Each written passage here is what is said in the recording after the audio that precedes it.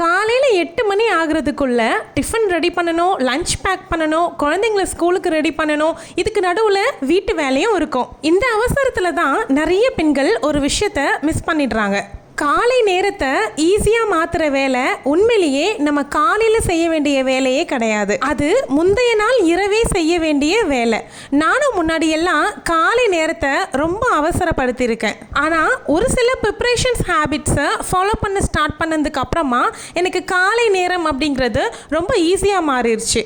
அதனால் ஒவ்வொரு காலை நேரமும் நமக்கு ஸ்ட்ரெஸ் இல்லாமல், டென்ஷன் இல்லாமல், அவசரம் இல்லாமல் ஈஸியாக ஸ்மூத்தாக போகிறதுக்கு முந்தைய நாள் எந்த மாதிரியெல்லாம் ப்ரிப்ரேஷன்ஸ் பண்ணி வைக்கலாம், நான் எந்த மாதிரியெல்லாம் பண்ணி வைப்பேன் அப்படிங்கிற டிப்ஸ் எல்லாமே இந்த வீடியோவில் நீங்கள் பார்க்க போகிறீங்க. ஒரு வாரத்துக்கு தேவையான மீல் பிளானை எழுதிக்கிட்டே ப்ரிப்ரேஷன்ஸ் பற்றினதை வாய்ஸ் ஓவராக கொடுக்குறேன். என் அன்பு சகோதரிகளுக்கு வணக்கம். இதுதான் மனிதியின் குரல். நான் உங்கள் பிரியா. ஒரு விஷயம் மட்டும் நம்ம நல்லா புரிஞ்சுக்கணும். காலை நேரத்தில் வேலை அதிகமாக இருக்குது அப்படிங்கிறதுனால ஸ்ட்ரெஸ் நமக்கு வர்றது கிடையாது. காலை நேரத்தில் முடிவெடுக்கிற வேலைகள் அதிகமாக இருக்குது அப்படிங்கிறதுனால தான் நமக்கு ஸ்ட்ரெஸ் வர்றது. உதாரணத்துக்கு ஸ்நாக்ஸ் பாக்ஸ்க்கு என்ன வைக்கலாம், லஞ்ச் என்ன ப்ரிப்பேர் பண்ணலாம், பிரேக்ஃபாஸ்ட் என்ன பண்ணலாம், இந்த மாதிரி யோசிக்கிறத அன்னன்னைக்கு காலையிலேயே வச்சுக்கிட்டோம் அப்படின்னும்பொழுது முடிவெடுத்து முடிக்கிறதுக்குள்ளேயே பாதி நேரம் ஓடிடும். அப்புறம் எங்கேருந்து 8 மணிக்குள்ளே முடிக்கிறது? முன்னாடி நாளே முடிவு பண்ண வேண்டிய விஷயங்களில் பாயிண்ட் 1 என்ன அப்படின்னா, என்ன பண்ண போகிறீங்க, என்ன சமைக்க போகிறீங்க அப்படிங்கிறத அட்லீஸ்ட் முன்னாடி நாள் இரவே டிசைட் பண்ணிடுங்க. இன்னும் உங்களுக்கு மீல் பிளான் எழுதுகிற பழக்கம் இருக்குது அப்படின்னா ரொம்ப ரொம்ப நல்ல விஷயம். இன்னும் பழக்கம் இல்லை அப்படிங்கிறவங்க முதல்ல முன்னாடி நாள் முடிவு பண்ணுற பழக்கத்தை கொண்டு வாங்க. அதுக்கப்புறமா உங்களுக்கே ஆட்டோமேட்டிக்காக மீல் பிளான் எழுதணும் அப்படிங்கிற எண்ணம் வரும்பொழுது தான் அதை ஃபாலோ பண்ணணும் அப்படிங்கிற உத்வேகமும் உங்களுக்கு அதிகமாக வரும். என்ன சமைக்க போகிறோங்கிறது மட்டும் முன்கூட்டியே தெரிஞ்சிருச்சு அப்படின்னாவே பாதி ஸ்ட்ரெஸ் நமக்கு காலை நேரத்தில் இல்லாமலே போயிடும். ஏன்னா என்ன பண்ண போகிறோங்கிறது நமக்கு தெரியும், அதுக்கானது எல்லாமே இருக்கா அப்படிங்கிறதும் நமக்கு தெரியும். நம்ம எந்திரிச்சு வந்த உடனே குளிச்சு முழிச்சிட்டு நம்மளுடைய வேலைகளை நம்ம ஆரம்பிச்சிருவோம். அடுத்த பாயிண்ட் என்ன அப்படின்னா, நாளைக்கு சமைக்கக்கூடிய காய்கறிகளை முன்கூட்டியே, அதாவது முந்தைய நாளே எடுத்து வச்சிடுறது. கவுண்டர் டாப்பில் ஒரு பவுல் மேலே வச்சு நீங்கள் எல்லாத்தையும் வச்சு ஒரு தட்டு போட்டு மூடி வச்சிடலாம். மறுநாள் எந்திரிச்சு வந்ததுக்கு அப்புறமா நீங்கள் சமைக்கிறதுக்கு ரொம்ப ஈஸியாக இருக்கும். அந்த ஒரு நைட்டு வெளியில் இருக்கிறதுனால காய்கறிகள் எதுவுமே கெட்டு போகாது. சில நேரம் நம்ம குட்டி குட்டியாக நறுக்கி செய்யக்கூடிய பொரியல்களை சூஸ் பண்ணியிருப்போம். அந்த மாதிரி இருக்க பொரியல்கள் எல்லாமே முந்தைய நாளே கழுவி நல்லா குட்டி குட்டியாக நறுக்கி பாக்ஸில் போட்டு கூட எடுத்து ஃப்ரிட்ஜில் வச்சிடலாம். எந்திரிச்சு வந்ததுக்கப்புறமா ஒரு பக்கம் சாதத்தை அரிசி கழுவி வச்சுட்டிங்க அப்படின்னா கூட இன்னொரு பக்கம் பொரியலை நீங்கள் செய்யறதுக்கு ஆரம்பிச்சிருவீங்க. ஏன்னா காயெல்லாம் நறுக்கி ரெடியாக இருக்கும்ல, அதனால் சமைக்க ஆரம்பிச்சிட்டிங்கன்னா குழம்பு வேலை மட்டும் பெண்டிங் இருக்கும். மேக்ஸிமம் 1 மணி நேரத்தில் எல்லா வேலையும் முடிச்சிடலாம். வெங்காயம் மட்டும் முந்தைய நாளே கட் பண்ணி வைக்கிறத அவாய்ட் பண்ணிக்கோங்க. தோல் உரிச்சு வைக்கலாம், ஆனால் கட் பண்ணி வைக்க வேண்டாம். அடுத்த பாயிண்ட் என்ன அப்படின்னா, வெஜிடபிள்ஸ் எப்படி நம்ம செக் பண்ணி எடுத்து வச்சுக்கிறோமோ அதே மாதிரி நாளைக்கு சமைக்கிறதுக்கு தேவையான கிராசரிஸ்லாம் இருக்கா அப்படிங்கிறத முந்தைய நாள் இரவு இருட்டுறதுக்கு முன்னாடியே செக் பண்ணிடணும். அப்போ தான் ஏதாவது தேவை அப்படின்னும் பொழுது நீங்கள் நியர்பை இருக்கிற ஷாப்லையாவது வாங்கிட்டு வந்து வச்சுக்க முடியும். அந்த அன்றைக்கி காலையில் கடைக்கு போய் வாங்கிட்டு வந்து சமைக்கணும் அப்படின்னா அது ரொம்பவே ஸ்ட்ரெஸ் ஆகும்.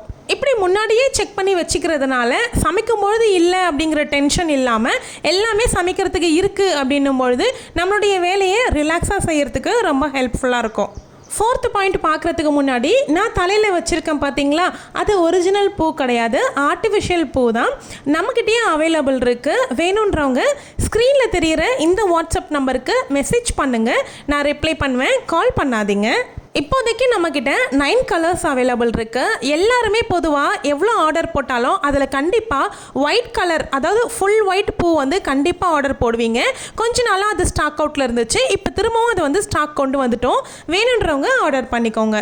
4th பாயிண்ட் என்ன அப்படின்னா, பிரேக்ஃபாஸ்ட்டுக்கு இட்லியா இல்லை தோசையா சப்பாத்தியா என்ன நீங்கள் மீல் பிளானில் ரெடி பண்ணி வச்சுருக்கீங்களோ அதை ரெடி பண்ணுறதுக்கு தேவையான மாவு எல்லாமே இருக்கா அப்படிங்கிறத செக் பண்ணி வச்சுக்கோங்க. மறுநாள் சப்பாத்தி செய்கிற வேலை இருக்குது அப்படின்னா முந்தைய நாளே நீங்கள் மாவு பிசைஞ்சு கூட டப்பாவில் போட்டு எடுத்து ஃப்ரிட்ஜில் வச்சுக்கலாம்.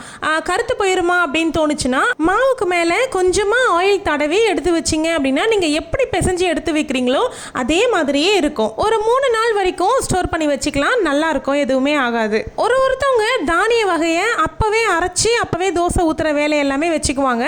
இது எல்லாமே மோஸ்ட்லி லீவு நாளில் வச்சுக்கிறது ரொம்ப ரொம்ப ஈஸியாக இருக்கும். ஒன்றா தோசைனா ஒருத்தருக்கும் ஒன்றா சுட்டி எடுக்கிறதுக்கு ரொம்பவே லேட் ஆகும். அதனால் இட்லி, பொங்கல், உப்மா இந்த மாதிரி விஷயங்களை ஸ்கூல் டேஸில் வச்சுக்கிட்டு லீவு டைமில் நீங்கள் ஒன்றா போடுற வேலையை எடுத்துக்கலாம். நெக்ஸ்ட் பாயிண்ட் என்ன அப்படின்னா, நெக்ஸ்ட் டேக்கு யூஸ் பண்ணக்கூடிய டிஃபன் பாக்ஸஸ் எல்லாமே முந்தைய நாள் இரவே கழுவி எடுத்து வச்சுருங்க. முடிஞ்சால் நீங்கள் தனியாக ஒரு பவுலில் கூட அதை நீங்கள் கவித்து வச்சுக்கலாம், ஈஸியாக இருக்கும். இன்னும் உங்களுக்கு அப்போவே கழுவணும், அப்போவே நீங்கள் சாப்பாடு கட்டி அனுப்பணும் அப்படின்னும் பொழுது ஈரத்துலேயே கட்டும் பொழுது அது கெட்டு போகிறதுக்கு கூட நிறைய சான்சஸ் இருக்குது. முன்னாடி நாளே வாஷ் பண்ணி எடுத்து வச்சிட்டோம்னா நல்லா ட்ரையாக மெயின்டைன் ஆகிறதுக்கு ரொம்ப யூஸ்ஃபுல்லாக இருக்கும். 6th பாயிண்ட் என்ன அப்படின்னா, இது ரொம்பவே முக்கியமான பாயிண்ட்டு. மார்னிங் டென்ஷனை குறைக்கிறதுக்காக நம்ம நைட்டு தூங்க போகிறதுக்கு முன்னாடி கிச்சனை ரீசெட் பண்ணுவோம் பார்த்தீங்களா? அப்போ மறுநாள் சமைக்கிறதுக்கு தேவையான சிங்கில் இருக்க பாத்திரங்கள் எல்லாத்தையுமே வாஷ் பண்ணி வைக்கிறதுக்கு நான் மோஸ்ட்லி ட்ரை பண்ணுவேன். எக்ஸ்ட்ராஸாக நான் தூங்கிட்டதுக்கு அப்புறமா ஹஸ்பண்ட் சாப்பிட்டுட்டு போடுற பிளேட்ஸு, அவங்க ஹாட் பாக்ஸு, இது எல்லாமே அவங்க வாஷ் பண்ணி எடுத்து வச்சுருவாங்க.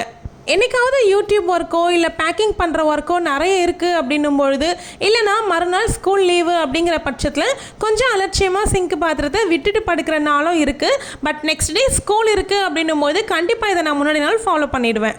நெக்ஸ்ட் பாயிண்ட் வாட்டர் பாட்டிலில் வாட்டர் எல்லாமே ஃபில் பண்ணி வச்சுக்கிறது. முன்னாடி நாளே ஸ்கூலுக்கு தேவையான பாட்டில்ஸ் நீங்கள் தான் ப்ரிப்பேர் பண்ணி கொடுக்கணும் அப்படின்னா அதை நீங்கள் முன்னாடி நாளே தண்ணியெல்லாம் பிடிச்சி வச்சிடலாம். என்னுடைய பசங்க அவங்களே பிடிச்சி வச்சுக்குவாங்க, அந்த வேலை எனக்கு கிடையாது. இன்னும் சின்ன பசங்க அப்படின்னா நம்ம தானே பண்ணுற மாதிரி இருக்கும். அதெல்லாமே மார்னிங் வச்சுக்காம முன்னாடி நாளே பிடிச்சி நீங்கள் பேக்கில் வச்சிடலாம். சிலர் நினைக்கலாம் இதெல்லாம் சின்ன சின்ன வேலை தானே, மறுநாளே செஞ்சுக்கலாம் அப்படின்னு நினைப்போம். பட் நம்ம முன்னாடியே சில வேலைகள்லாம் முடிச்சிட்டோம் அப்படின்னா மறுநாளைக்கு நமக்கு நிறைய டைம் இருக்கும், பசங்களோட ஸ்பெண்ட் பண்ணவும் முடியும். அவங்கள பக்கத்தில் இருந்து என்னென்னலாம் தேவையோ அவங்களுக்கு கொடுத்து ஸ்கூலுக்கு அனுப்புறதுக்கும் கரெக்டாக இருக்கும்.